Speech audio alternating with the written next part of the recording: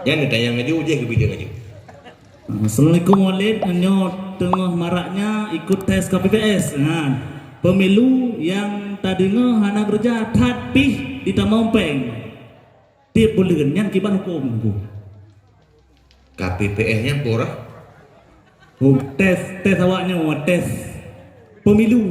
Ya. Untuk je ke panitia pemilu. Ana buat mesti.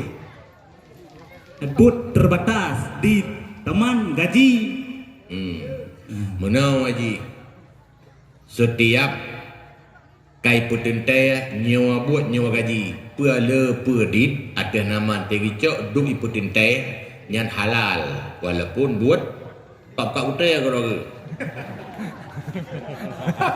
karena kai putentai duk nan gaji ibadah pegawai teman kadang duk nan ketentuan sama cik lagi urang jauh belang ke semua produk na gaji tapi na udah kantor tempat duk na gaji na ada ca hana menurut kapasitas masing-masing kai putentai duk nan yang baik ibi gaji duk no dia cok duk deh yang desa man nah itu biar man lo nah desa kerjainan menyegaknya hanya sekedar kerjanya terjadi kelangsungan pemilu malahnya boleh karena pemilunya fardu kifayah pikir kanyo puak pilih presiden hanjut hana pemimpin satu hari lebih baik na pemimpin dalam titun tak pegah tergali maka bet salah kaprahnya uku hai kau pilih teh hana tak pilih menang urang bro gara-gara hana kau pilih teh le urang menang awak bro gara-gara eta yo hana tak pilih mi pilih le gak dum kata le urang gat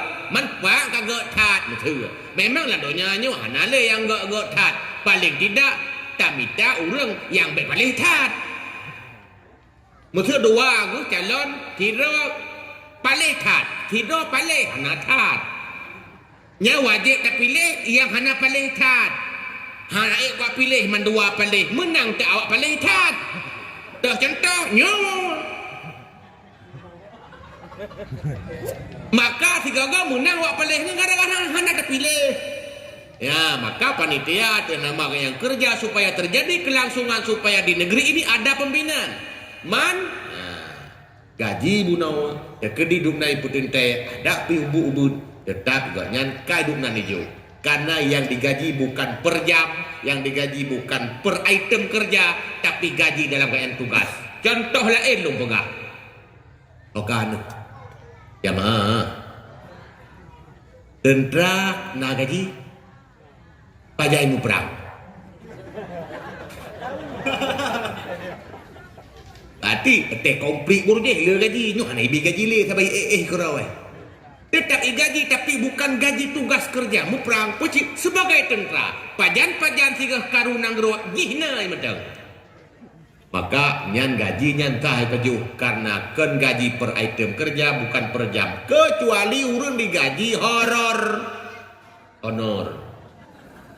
Nyan gaji honor per jam sekian hana kerja nyan pajuh desain tiba kok nyan digaji per jam maka ibu guru tegedi hamil ke cuti tah pajuh gaji lam cuti tiba kok nyan kan gaji per jam pecik gaji tugas SK per golongan ya munan lagi gaji tentera bukan kamu wallahu a'lam.